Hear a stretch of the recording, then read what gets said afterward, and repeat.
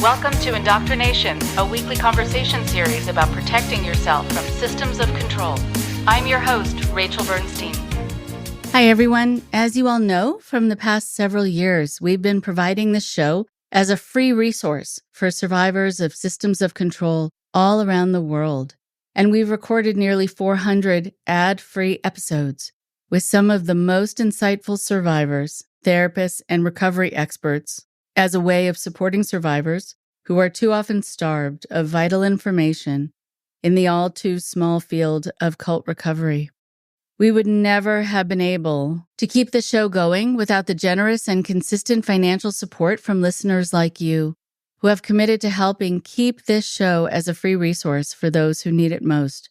So if you haven't already, please become a member of our Patreon community, where you'll gain access to over 50 exclusive bonus episodes and exclusive merchandise like t-shirts and tote bags. Thanks to our supporters on Patreon, we are covering a portion of our production costs of the show. But in order to keep bringing you this high-value content, we are now opening up to collaborate with potential sponsors. We see this as a fantastic opportunity for brands and organizations that align with our mission of educating listeners about cults, manipulation, and the importance of mental health, and that also provides the tools for protection and security for the public. By partnering with us with this generous and meaningful contribution, you will not only promote your organization to our dedicated and loyal listenership, but also contribute to a vital conversation about awareness and recovery from high control groups. With recognition from platforms like Oprah's Top 10 list and the New York Times, your brand or nonprofit will be showcased alongside impactful content that resonates with thousands of listeners all around the world. For sponsorship inquiries, please reach out to us at indoctrinationshow@gmail.com. We look forward to collaborating with you to spread awareness and support those affected by manipulation. Thank you for considering this opportunity to make a positive impact in this way.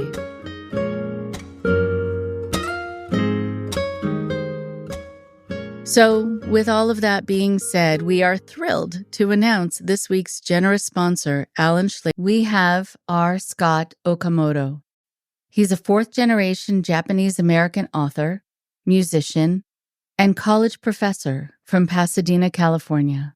He's the host of the Chapel Probation podcast, which is a companion piece to his new book, American Apostate, Losing Religion and Finding Myself at an Evangelical University, a wry and ironic story that provides insight into how America's evangelical schools encourage not a life of the mind, but rigid social structures and white cultural power. You can find more info on Scott and his work at www.rscottokamoto.com. Here's Scott now.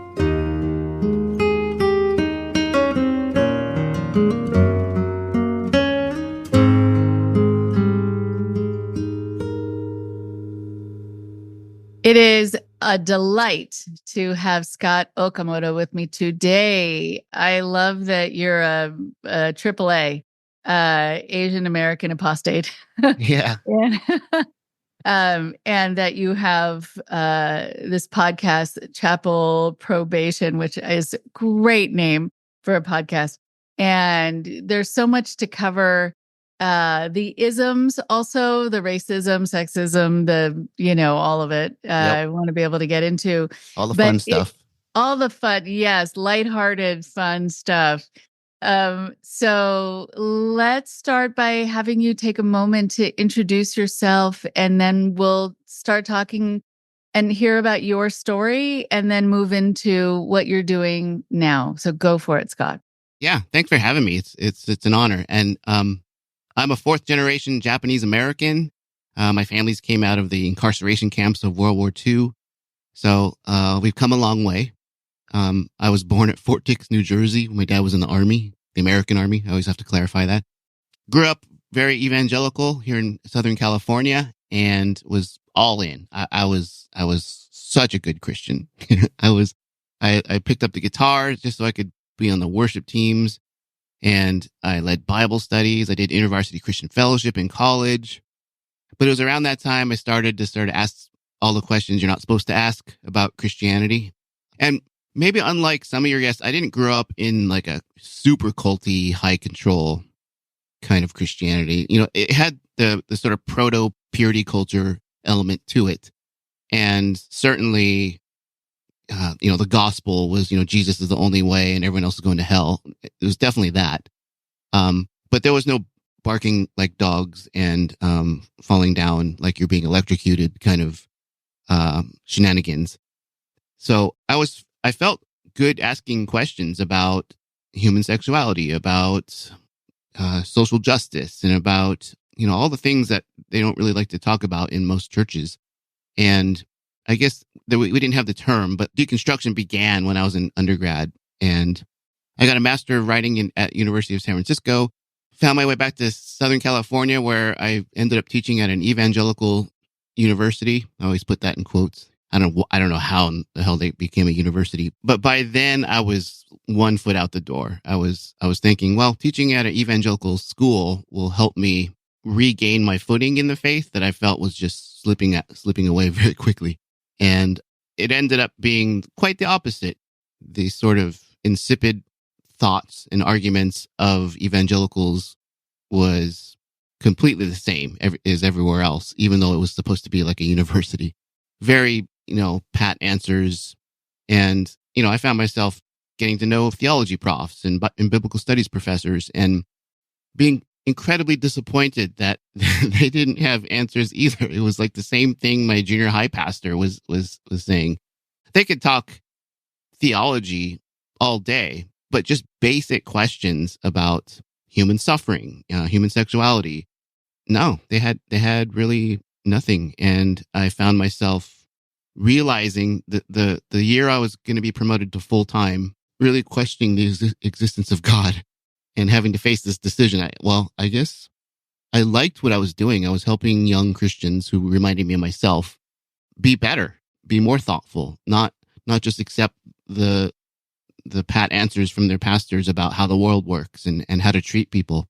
So even when I didn't believe anymore, I still felt I was doing good work because I was teaching English. It's an accredited school. Somehow they get accreditations because they get a boatload of these Title IX exemptions. So they can discriminate against whoever they want, and they can have pretty substandard academics and still be accredited because of the religious exemptions. I felt like I was in a good place. And I honestly thought I could picture myself spending my whole career teaching at this school because I felt really good. I was helping the LGBTQIA kids who were completely not closeted per se. A lot of them were, but in the dark, in the shadows. It was completely illegal to be them. And helping the BIPOC kids organize and demand better treatment by the school. And it was helping the white kids. Just being at the front of the classroom as an Asian American just blew their minds. The fact that I spoke English without an accent, that I had a degree in English, that I knew how sentences work better than they did. So in every sense, other than the fact that the administration hated me for being who I was, I felt really good about being there. But ultimately, it all came down to the LGBTQIA issue, where that was just a bridge too far. They couldn't deal with me being, the quote unquote affirming. They call it affirming. I call it just being a human. So that was my story. And I read about that in my book. And today I have this podcast called Chapel Probation, which was supposed to just be a sort of complement to the book about some APU stories that I couldn't fit into the book because I didn't want the book to be like 2,000 pages long. I put it out in 2022, thinking it was going to be a 10-episode limited series to just tell some stories. I started getting emails from people all over the country saying, I went to Bob Jones and I went to Wheaton, I went to Moody, I went to all these other places, and I got stories to tell. And I'm in my 4th season now. People to this day are still emailing me, telling me they want to tell their stories. And these aren't famous people by and large. There's some people who have written books and have podcasts, but I really like telling the stories of these people who just suffered through these school experiences and made it out, and now can look back and sort of decode and deconstruct the experience to say that was harmful and that was damaging. It was traumatic. And I'm really glad I'm not there anymore. Mm-hmm. Incredible. Yeah, I remember through doing this work, hearing about so many of these places like Moody Bible College, a lot of the places that are just built to evangelize, to teach people to Indoctrinate, evangelize. Indoctrinate, right. To have this idea that, it's their job to go out and dominate the planet and also decide what's wrong with everyone else and how it needs to be fixed. And we have the way to fix it, which I think is the height of entitlement and hubris, even though, it seems for them, I think, to come across as doing God's work, which is so interesting. I think of Jesus, not that I think of Jesus a lot, but when I think of Jesus, I think of someone who would not have been into this, who would have often said, yeah, no.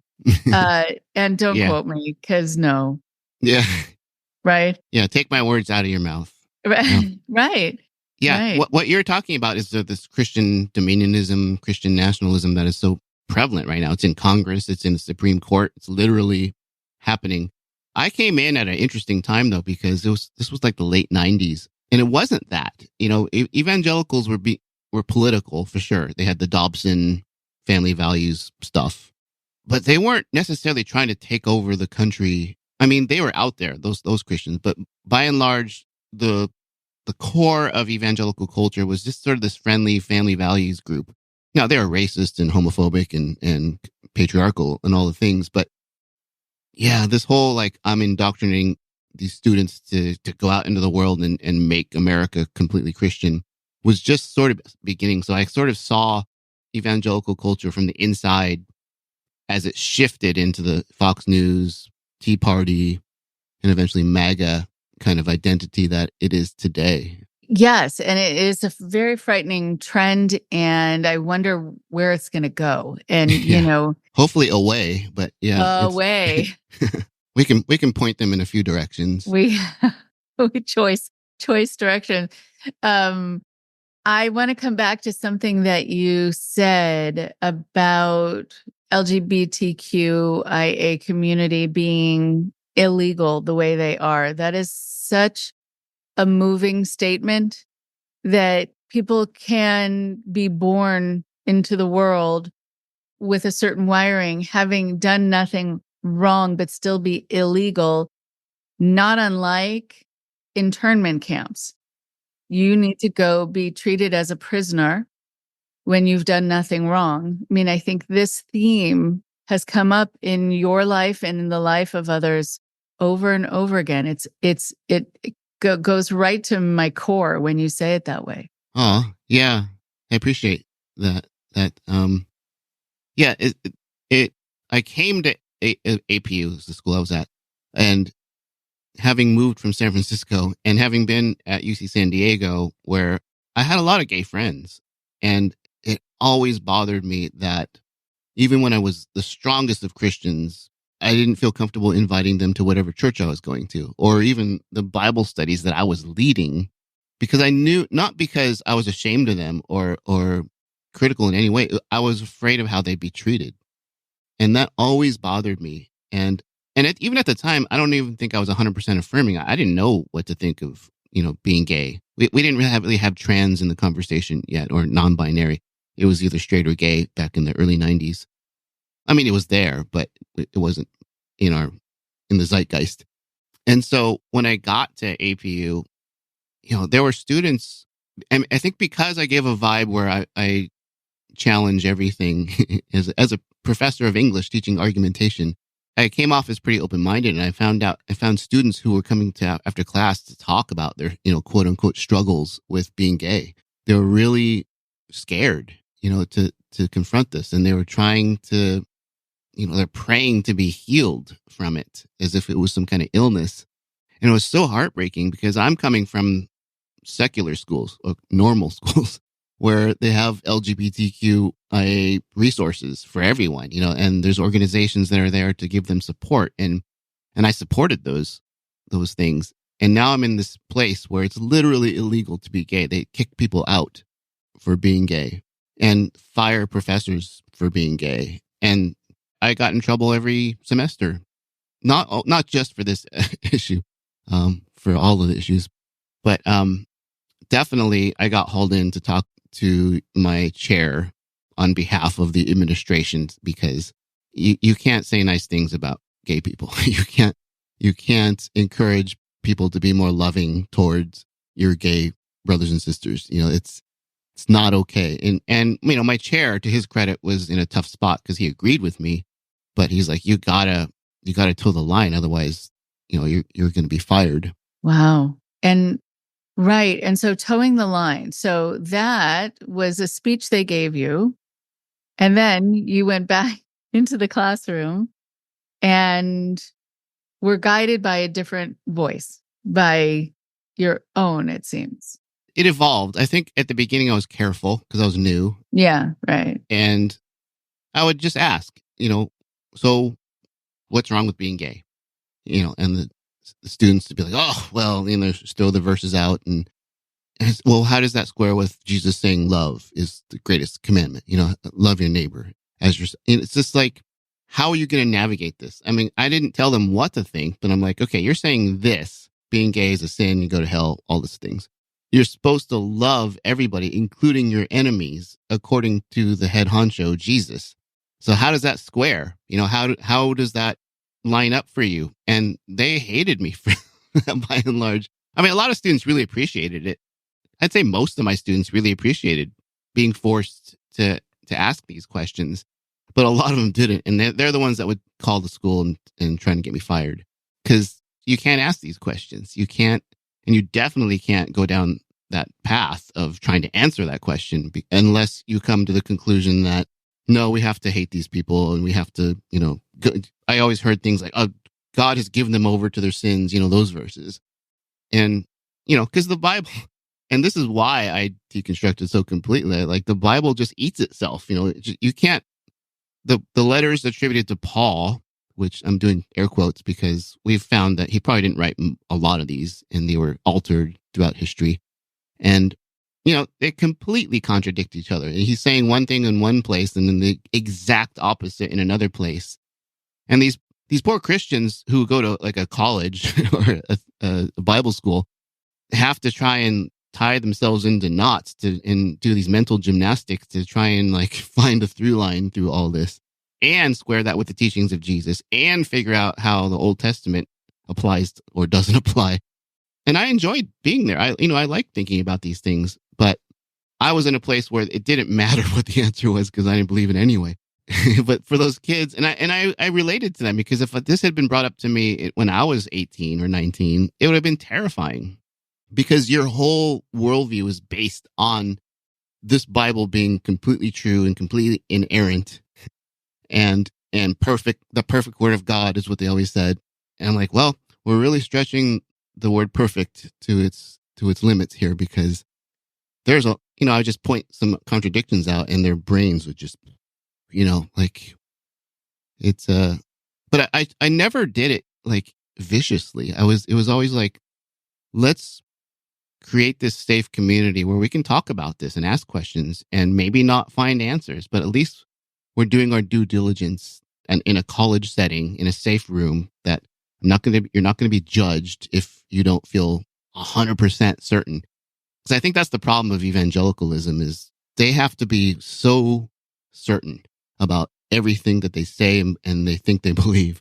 And if they aren't certain, they have to pretend like they are, because any questioning is some kind of sin or some kind of, fault in their faith. And so all this just to say, I loved being there and I loved tackling these things with these kids who were, they're kids. They're technically adults, but you look at 18-year-olds and they haven't seen the world by and large. They haven't had experiences, and they're forming what their worldview will be in their adult life. And it was an honor to be there with them. And I'm still friends with a lot of these I'm old, so a lot of my early students are now approaching 40. They've got children of their own, and the fact that I can still send someone a message, or I'll get a message from some of these former students, is so great. That and a lot of them have deconstructed, quite honestly, and a lot of them haven't. A lot of them still go to church, but yeah, it's possible to be friends and in community with people. There's so many lessons in this for people listening who might be worried about a teacher like you. Oh, and a lot of people were. Yeah, I'm sure that you were going to be fostering that critical thinking. You were going to be pointing out, what I call selective fundamentalism.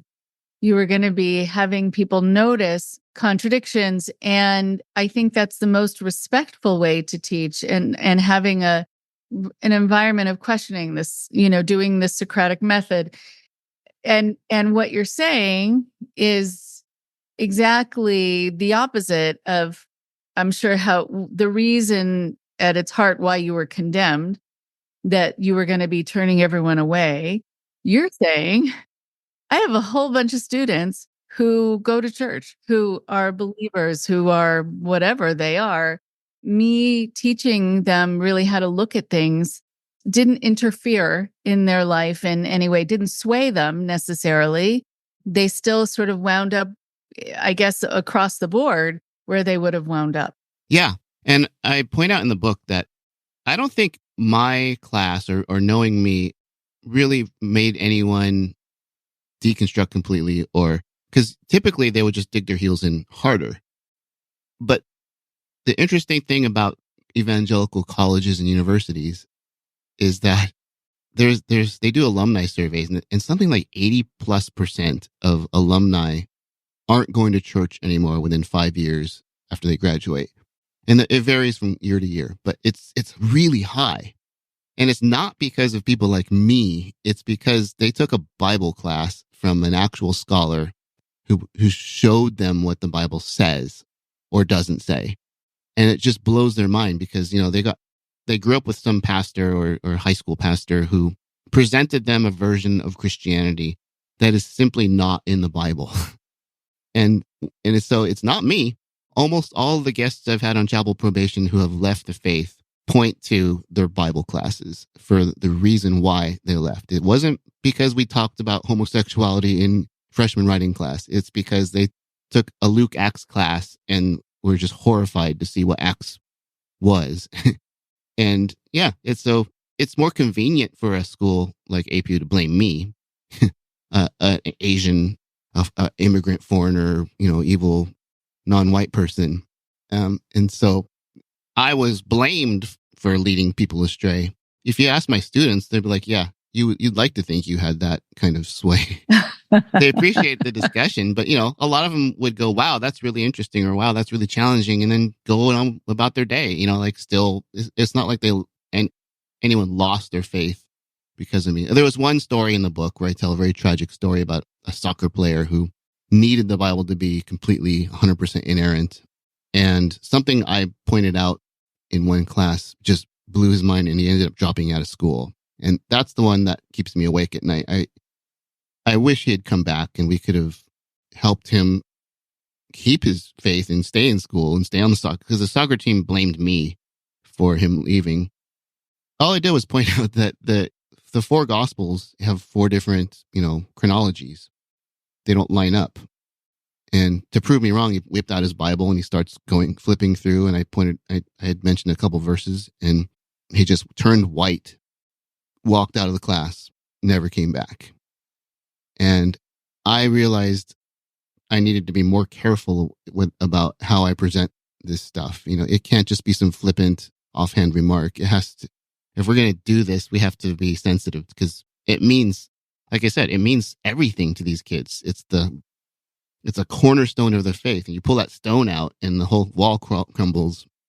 I never wanted to be that guy that made the whole wall crumble. I'll poke a hole here and there.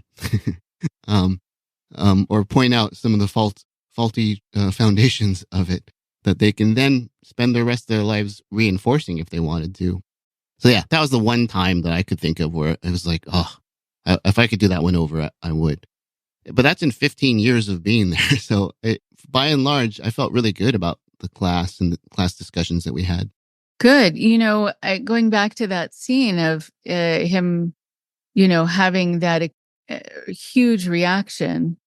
I don't know this person at all, and I wasn't there at the time, but looking at it psychologically, I think sometimes when people need for something to be perfect, they're coming at it either because they were guided to believe that there is perfection in this, which is always going to be problematic because of the different interpretations and the different denominations and the different everything.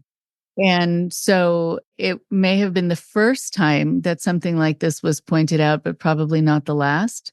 So maybe he got to experience it in a safe place for the first time. But I think it also says something often about the anxiety that someone is bringing to the table that you might not know about, that everything is sort of hinging on the fact that this has to be an absolute something or else. Like there are some people who they need to have everything ordered in their life. And if anything is out of place, it's like everything is spinning out of control.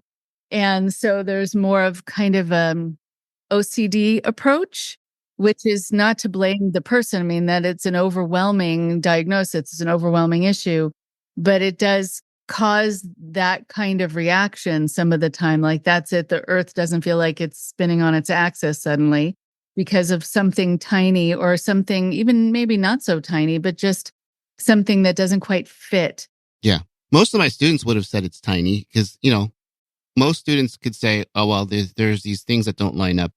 And they'll say, oh, well, this is a translation of a translation. So, they can live in the gray of the origins of the Bible and then still call it perfect because it's the perfect word of God that, but man gets involved and that's when we have to study it. But yeah, for this kid, the literal Bible that he held in his hand had to be perfect as an artifact of God's divine word handed straight down from heaven. He had no idea about the history of the Bible, of how the King James version of the Bible was selected and put together and the different versions before that. He had no idea. It was just, this is the word of God in my hand and it's perfect. And that's what he was taught. And that's where you get like the culty thing, right? It's like, you're not studying your faith or you're not interrogating your faith. You're just being indoctrinated and just going with that. And you put the blinders on, and anything that doesn't support that very narrow view is something to be afraid of. It's like a boogeyman out there to get you. Right. Oh, yeah. But speaking about the boogeyman, if we can go back just for a moment to talking about your own family history and having the boogeyman, the government, and whoever else out there rounding people up, and what that set in motion for you also as you move forward. And then I want to get into when you were saying that you asked the questions that you're not supposed to ask, and you highlighted the subjects of the questions, but I'm curious about what the questions were. But yeah, if we can talk about your family history for a moment, that would be meaningful, I think. Yeah. I mean, I draw a direct line between the camps that my parents were born into and their becoming evangelical Christians. Because in life post World War II for Japanese Americans, there was two sort of responses, and most were like my family, and most were shook, ashamed, feeling guilty, but also wanting to prove to the world that they were good Americans. So when my dad was old enough, he joined the Boy Scouts. He played football. He played baseball. He became an Eagle Scout. He got into college. And I think being a Christian for him and his family was like a badge of Americanness. Like you can trust us. You don't have to put us in camps again if the situation ever arises. And he was kind of a cultural Christian, but then some neighbors took my parents to something called Bible Study Fellowship. I don't know if they're still around. It's like a parachurch Bible study organization. And then invited them to this mega church where I grew up. And I think my parents And I've talked to them about this, and they're very limited in their framework for looking at their own lives. But it seems like their desire to be at least white adjacent and to be accepted by white American culture drove them to a place like this megachurch, which was predominantly white. And that's why they went there, and they brought my brother and I there when we were little. So I can blame the camps for the fact that I was raised evangelical in a very, patriotic white kind of evangelical. Because my dad was in the military twice. He re-upped after he became a dentist. He re-upped during the Vietnam War. Luckily, he didn't get sent, but he was stationed at Fort Dix, and he's super patriotic. He's got the veteran license plate on his car, and he wears a hat, army hat, because, he did 2 stints, the second time voluntarily. And he raised us saying, this is the greatest country in the world. He always told us his story of going from nothing and coming out of the camps to becoming a dentist could only happen in America. And I grew up believing this. Turns out you could do that in a lot of places. and actually those places probably wouldn't have locked you up in the first place. I was going to say, yes, right? Wow. So yeah, I grew up in this very patriotic. We were kind of ashamed to be Japanese American because I was in an all white school, all white neighborhood. I grew up in an all black neighborhood first. And, we moved to an all white neighborhood, and, they put me in special ed. They were going to put me in special ed because they had never seen an Asian person before. I don't think, not much less an Asian person that spoke like a black child of the 70s. They didn't know what to make of me. And so I had all kinds of identity issues growing up. And so just all this just to say, white evangelical American Christianity was the perfect fit for me and for my family, because it felt like that was our vehicle into a higher place of status, in society. Right. One of the thoughts I was having while you were talking is the idea of being other. Yeah, I grew up definitely as other. Right. Other within other. I mean, within different cultures, and then being put in special ed and speaking in a certain dialect that didn't match whatever, people were expecting. And then how it has informed, I think, your sensitivity in a not only a sympathetic way, but an empathic way. You can feel it when someone is othered. Oh, for sure. Right? Yeah. You have a gift of sensitivity in that area that you can share that I think your students, I'm sure, felt. I hope they did. Yeah. To your point, I grew up like an immigrant, even though I was a 4th generation American. Same as my wife. My wife is white. She's also 4th generation. We're the same generation American. Nobody ever asks her where she came from or tells her she speaks English really well. That has happened to me. It's been a while, but it's happened to me. And I was in a band with all South Asian folks from India, and not from India, Indian American and Pakistani American. And I was like the lone East Asian in the band. And we were doing this podcast interview, and they were all talking about their immigrant upbringings. And the person asked me, like, "Oh, well, what about you?" And I said, "Well, I didn't have the immigrant upbringing." And my friend Shri, the singer, said, "Yeah, Scott, you actually did have an immigrant upbringing. You weren't an immigrant. Your parents weren't immigrants. Your grandparents weren't even immigrants. But damn, because they knew my life. They knew me. They're like family to me. They're like, you kind of have the same experience as we did, because you were in a white setting and everyone assumed you were foreign." And it just blew my mind in that moment. And you can hear it in this podcast where I'm like, oh, damn, yeah, I did. Right? Yeah. But I'm curious then, going to these questions that you were not supposed to ask. Oh, yeah. And I know so a long time ago, but do you remember what some of those were that caused people to react in a negative way to you? Yeah. And I never got like negative in the sense of anger or anything. It was always like, okay, well, the first one I can remember is I remember a family friend died of like cancer. And in my childhood mind, we were taught that if you pray and you're a good Christian, God answers your prayer. And I just remember asking, like, why didn't God heal her? We prayed, what the hell, like, or what the heaven? And in my mind, it made perfect sense. We go to church. I put the quarter in the offering plate. I pray. I'm nice to people. Why didn't God then heal this person? Because I'm reading all these Bible stories about Jesus healing people, just touching them, bing, bing, bang, bing, healing for everyone, like Oprah handing out prizes, right? And yet this person died, who was a good person who had young kids, and no one could answer it. It got these like, we'll have to ask God when you get to heaven. I'm like, well, I kind of want to ask him now. Why didn't this prayer get answered?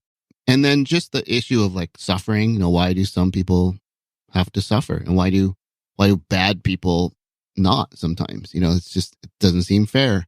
And I accepted the answers that were given to me because I was a good, obedient kid. But I kind of filed them away. Like, yeah, when I get older, I'm going to figure this out. Maybe when I go to college, or if, I'm an adult, I'll be able to the answers are there. I heard of this thing called apologetics. There's answers, because I was always told there are always answers. Christianity makes complete sense scientifically, historically, psychologically, blah, blah, blah. I was completely assured that their answers are out there. And as I got older and I got up to the upper echelons of intellectual Christian life, I was given the same damn answers that I was given when I was 6.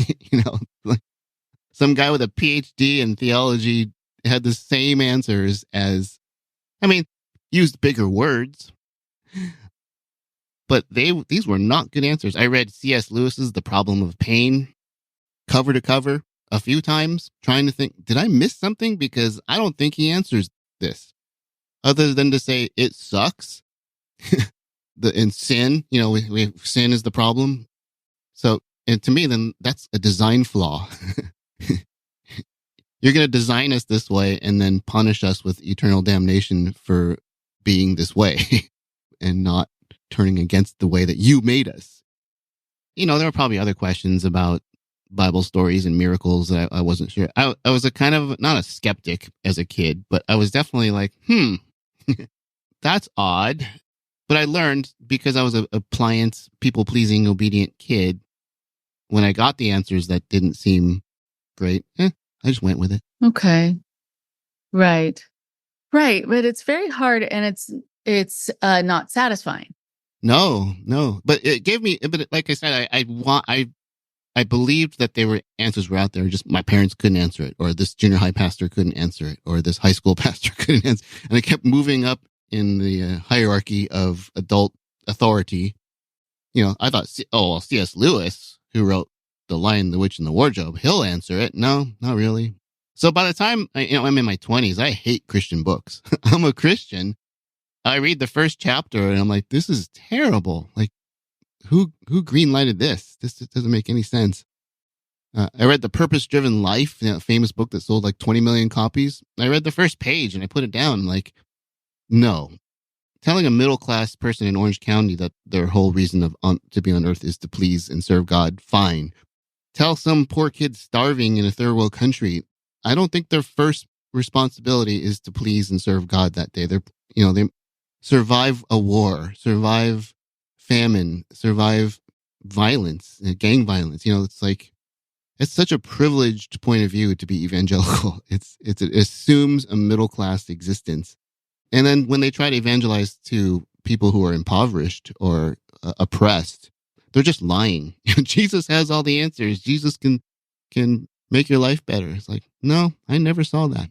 Right. Interesting. Right. I think when you talk about it being privileged, yes, and middle class, I think with all the tithing and being expected to give, it's unconscionable when people are told, whatever welfare check they're getting, they need to give over, and the whole prosperity principle. Yeah. And, man, the prosperity gospel was a big one too.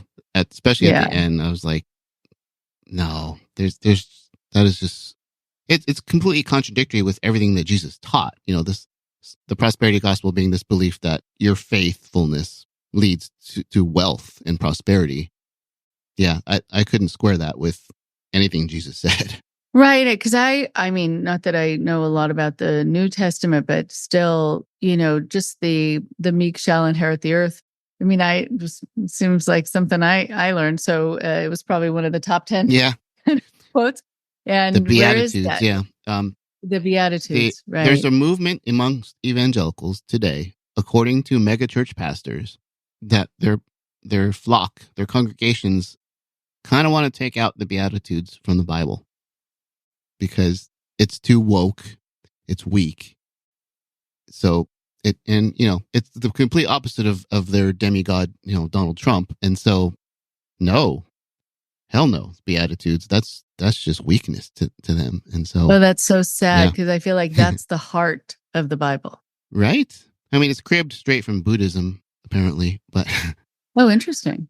but yeah, I mean, you can't find fault with Jesus in talking about the Beatitudes. Right. Because now if you're kind of just going along with the answers and well, God knows the answer and okay, and I guess one day I'll know it, even if the people around me can't answer it yet. Where it is problematic and where I see a lot of people is when it was turned back around on them, that it's because of them that they didn't receive or it didn't work and the prayer didn't apply, which is just the sort of spiritual gaslighting that is really horrific, I think. Yeah. This week's episode of Chapel Probation is a friend of mine who grew up Pentecostal, and his father got cancer and ended up dying when he was like 14 or 15. But he was so sure that God was going to save his father. And it was a huge flashpoint in his religious development when his father passed away tragically. And the reasons that these religious folks give is because there has to be a reason, it's all part of God's, quote unquote plan, that it does make you feel really guilty that, did I not pray the right prayer? Did I sin today? Did I swear or whatever 14-year-olds did I lust? Did I? Yeah. So to your point, it feels like when the prayer isn't answered, if you're in that headspace, you blame yourself or you blame someone, not God. It's because God's perfect and God's loving and he just wants to save these people and do these things. But, it's all on you to enact the right rituals, say the right words in the right prayer, have the right behavior, resist the right sins, and then God will answer it. Instead of just saying, what, life's a mystery and stuff happens. Yeah.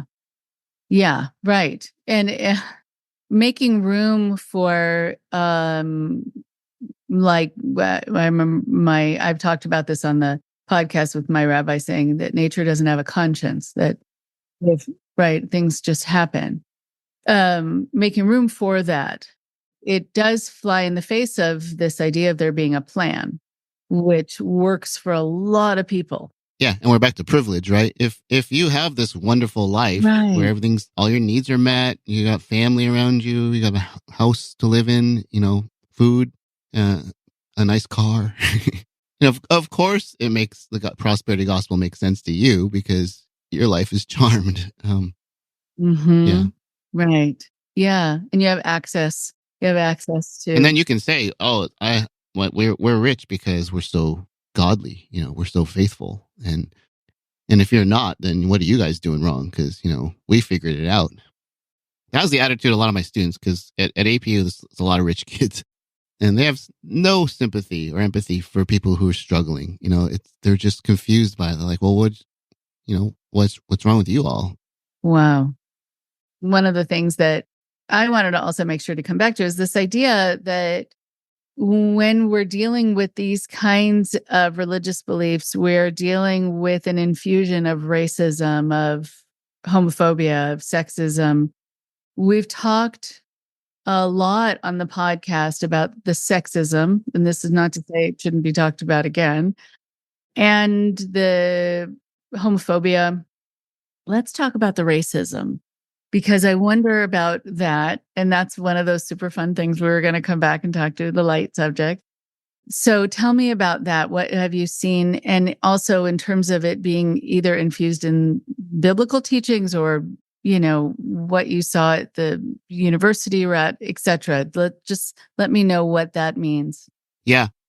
when a white evangelical American Christian says diversity, they really mean them at the center of the room, surrounded by people with different colored skin. They're still centered. Diversity just means you're so great that Black people will come to your church or your organization, or Asian people or Hispanic people. And so I learned, because I learned diversity quote unquote diversity issues through InterVarsity Christian Fellowship. And they did a decent job telling me to interrogate my identity. But it wasn't the end goal is not to make everyone equal when Christians are saying diversity. They're saying you're allowed into the room, and we're allowing you, and we got this little seat at the table for you, but you're not at the head of the table. And so that was one of the reasons I deconstructed from Christianity. Was I just felt like, short of going to an all Asian American church, which to me, feels like most of them are just enacting whiteness and white culture. White music, songs, the way that the lens of reading the Bible still felt white centered. And I felt like being in an all Asian church was not the right thing to do for me, because I wanted to be with everybody, as many people as possible. But when I was in those rooms, I never felt centered. Even when I was leading worship, and that's a very prestigious, I'm bragging right now, by the way. I was a worship leader for InterVarsity Christian Fellowship and at my church. And even then, I still didn't feel like the guy, like the way that a lot of my white friends could just easily walk into a room and take over. I always waited to be asked to speak, to give my input, because that was it wasn't anything that was verbally taught to me. It's just the way that I intuited the world that I was living in. And I make a rule for myself. When possible, I don't let myself be the only Asian in the room. And it's usually nothing to do or less to do with the people in the room as it is with me. The way I grew up and the way I was formed, I tend to just gravitate to the edge of the room, the back of the room, and observe, and don't offer anything. Even though I have things to say, I'm old now. I've had a long life to draw knowledge from. I feel like I have things to say. But if I'm in a room with all white people, particularly white men, I wait. I don't assert myself. I don't insert myself into a normal conversation. Even sometimes sometimes I'm waiting to be acknowledged and invited in. And I learned that behavior specifically from evangelical culture. I am the diversity. I am and so they want me in the room. They don't want me at the head of the table, though. And that was sort of what I intuited. Some friends of mine are comedians, and they're women, Asian American women, and they did this comedy festival for a number of years here in LA, showcasing mostly predominantly Asian American, but BIPOC comedians.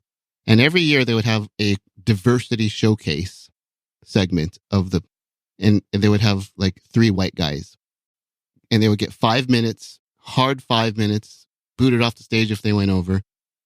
And we called this the diversity showcase. And I remember just being kind of blown away by like how shocking that was to even me.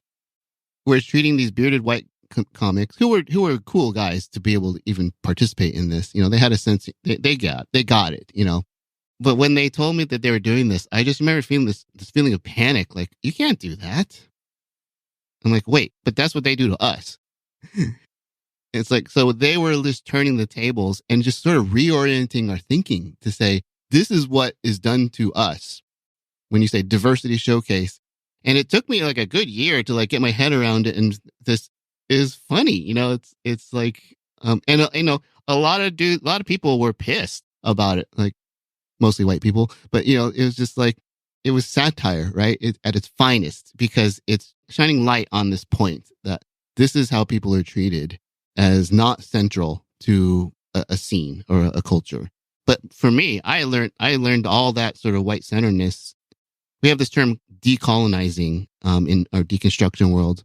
I've had to decolonize a lot of white centeredness. And when I say this, I want to make clear, I'm not saying anything negative about white people. It almost doesn't matter what the color of the skin is. It's whoever's in charge. It's whoever is the majority culture in power.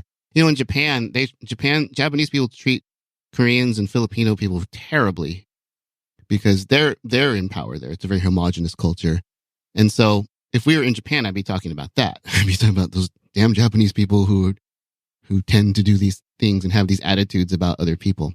Here in America, it's white people because they're the ones historically in power and do a lot to maintain that power. And I feel like in evangelical culture, it's like the apex of that concept of maintaining power over everyone else around them. Wow, right. And yes, and that keeping power, maintaining that control, I mean, that it feels so needy, and it feels so immature to me. I mean, yeah, but I'm sure it's great right? to be, I'm sure. to have that power. I've joked before, like, I don't want to be white. I'm happy with who I am, but I'd be curious to walk around as a white person one day, just to walk into any space and not wonder what people are thinking. Do they think I'm a foreigner? Do they think I speak English? Do they think I'm good at math? I wonder also then, as we move forward, in terms of the messaging, the message that for people listening, what's the message you would like them to be able to have as a takeaway? And also, just as we're finishing up, I want people to know where to find you online and your book and all of that. So let's move into that. So I guess what I want to leave everyone with is I wish for the world to be a place of mutuality. Everyone gets the same shot. Everyone gets the same advantages. Everyone gets the same things in this world, regardless of race or sexuality or gender.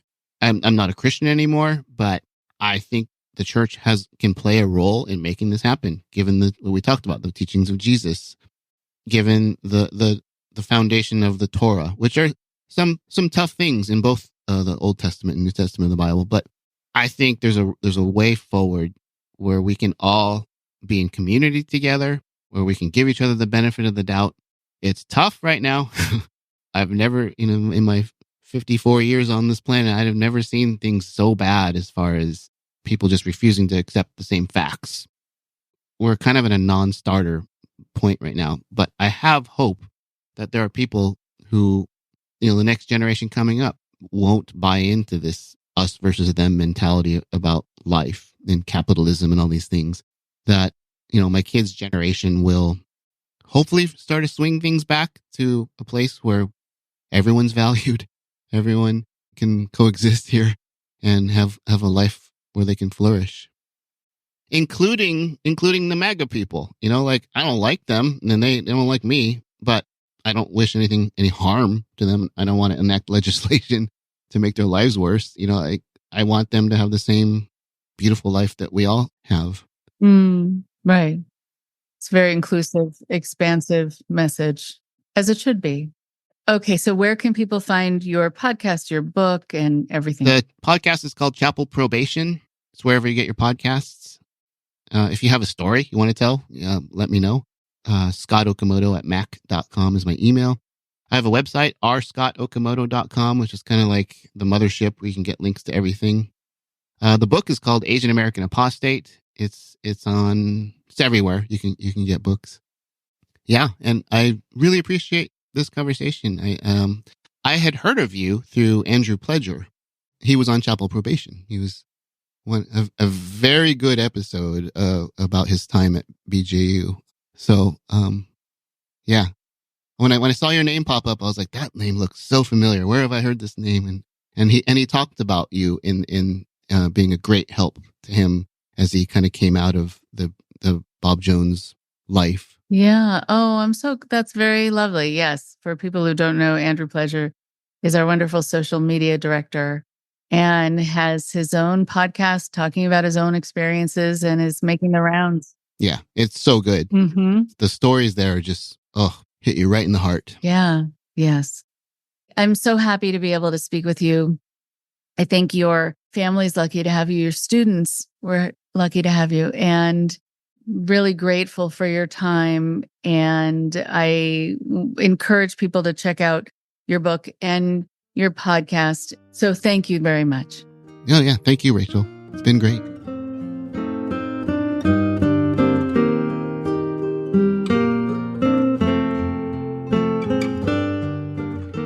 One more thing before you go.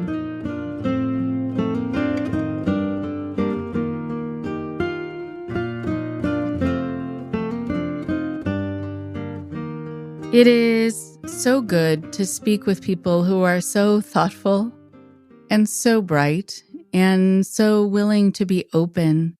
When I talk to Scott, I remember how nice it is to speak to people who really understand on a very deep level what it is like to be othered and to feel othered, coming from the Jewish tradition, and for him dealing with a family that was sent to Japanese internment camps, where you're just suddenly dealing with the fact that you as a whole, as a human being, as a person, are not trusted. You're under suspicion without having done anything.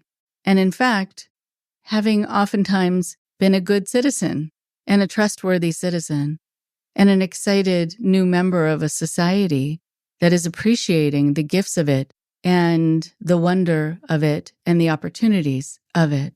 And very often already giving back to that society, making it maybe at times a better place. And still, you can be rounded up, as I know all too well and as Scott's family knows all too well. And so it is something that kind of courses right through me when people talk about their own experiences in that way.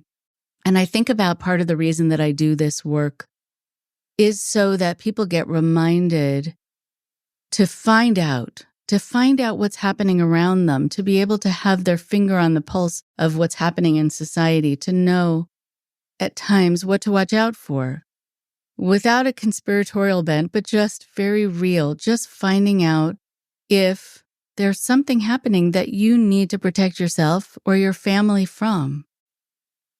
When Scott talked about questioning, and he said he asked questions that he was not supposed to, I find that such an interesting phrase, right? Because what does that mean? What questions are you not supposed to ask?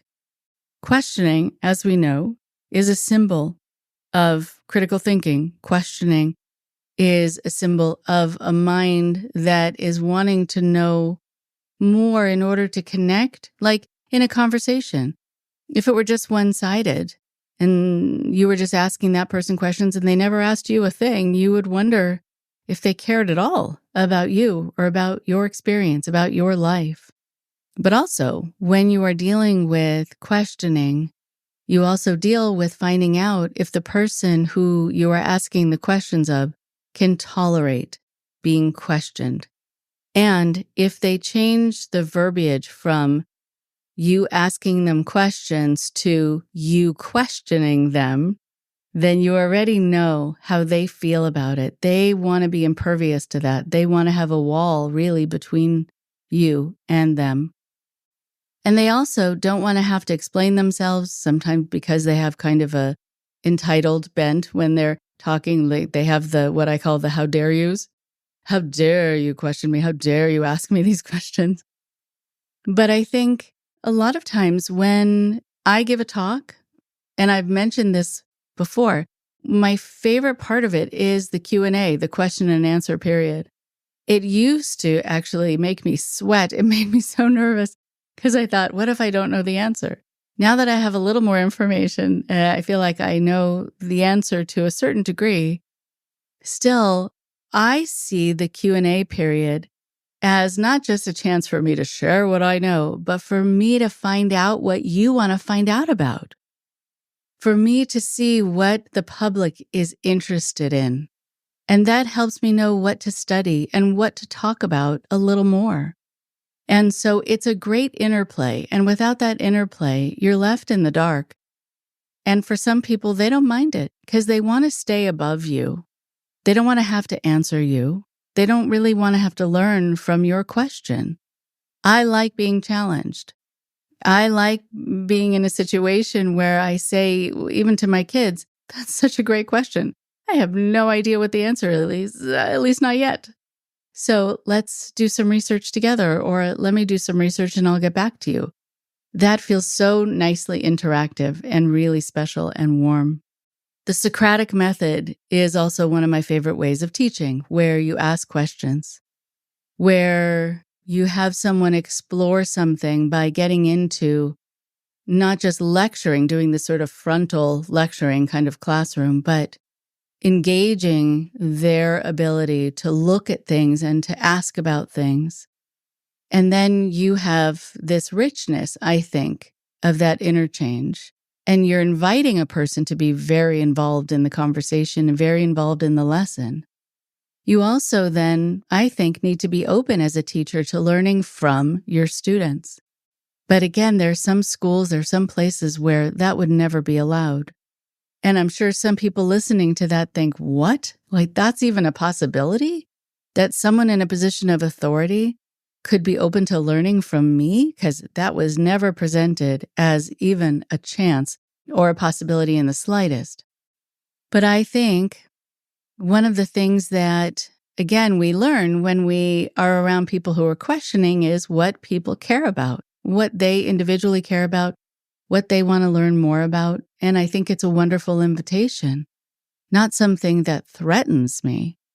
But if you notice that you're in an environment where your questions are knocked away and you get the how dare yous, then that's not really a safe place. It's also going to be stilted. You're only going to find out what the teacher or the pastor or whomever wants you to know. You're also only going to find out what they know, which could be limited. And sounds like if they say, how dare you ask me any further questions, they might not be interested in learning more. I also remember years ago when I went to an exhibit about Einstein, and I wound up actually with something that I found while I was moving, which is this poster-sized thing that was hanging on a street lamp along a major boulevard in Los Angeles. They had some left over at the end of the exhibit, and I seem to now have about 6-foot-tall thing that has a picture of Einstein riding a bicycle, sticking his tongue out. It's actually really adorable. I'm not sure at all where I'm going to put it, but it's one of these things you just hold on to because it's fun. I still remember one of the things that was a takeaway for me that may have been a smaller point because there was so much to learn about, and his theories on relativity and space and things bending in space and all of the things that introduce you to his brain, where you can just sort of get a headache from looking at it and trying to understand it. But he talked about when his mother would meet him at school at the end of the day, she rarely asked him, what did you learn today? She asked him, what interesting questions did you ask today? That's how you develop a thinker. That's how you develop someone who might be out of the box, though, too, in a way that makes people who want to keep you in the box uncomfortable. But still, what a wonderful way of approaching the day that she was curious about what he was curious about. And I love that. And she was curious about how he was acquiring new information. I also love that. So, Scott, thank you. Thank you for all the work that you do. Thank you for all that you put out in print and how you come out and talk about your experiences. And you find a lightness, even though I know it comes from a very heavy, very deep place. Thank you so much for all that you've done and all that you're going to be continuing to do. Talk to you all next week. Thank you very much for listening. Please support IndoctriNation on Patreon at patreon.com/indoctrination. Be sure to give us a follow on our social media. Find us on Facebook and Instagram using @IndoctriNation Podcast. And for Twitter, find us at @_indoctrination. We love hearing from you too. So send us an email at indoctrinationshow@gmail.com. And for more updates on the show, visit our website at www.podpage.com/indoctrination.